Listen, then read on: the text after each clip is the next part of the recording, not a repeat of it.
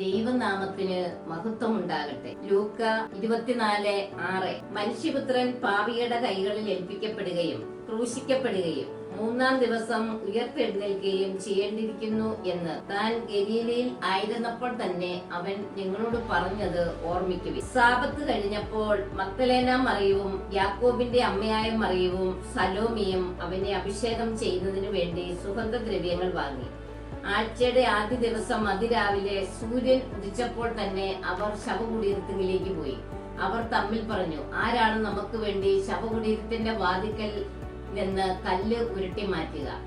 എന്നാൽ അവർ നോക്കിയപ്പോൾ ആ കല്ല് ഉരുട്ടി മാറ്റിയിരിക്കുന്നു. അത് വളരെ വലുതായിരുന്നു താനും. അവർ ശവകുടീരത്തിനുള്ളിൽ പ്രവേശിച്ചപ്പോൾ വെള്ള വസ്ത്രം ധരിച്ച ഒരു യുവാവ് വലതുഭാഗത്ത് നിൽക്കുന്നത് കണ്ടു. അവർ വിസ്മയിച്ചു. അവൻ അവരോട് പറഞ്ഞു, നിങ്ങൾ അത്ഭുതപ്പെടേണ്ട.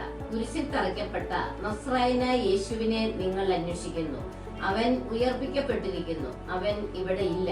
നോക്കൂ, അവർ അവനെ സംസ്കരിച്ച സ്ഥലം. നിങ്ങൾ പോയി അവന്റെ ശിഷ്യന്മാരോടും പത്രോസിനോടും പറയുക, അവൻ നിങ്ങൾക്ക് മുൻപേ ഗലീലയിലേക്ക് പോകുന്നു. അവൻ നിങ്ങളോട് പറഞ്ഞിരുന്നത് പോലെ അവിടെ വെച്ച് നിങ്ങൾ അവനെ കാണും. ആമേൻ. ഹല്ലേലൂയ.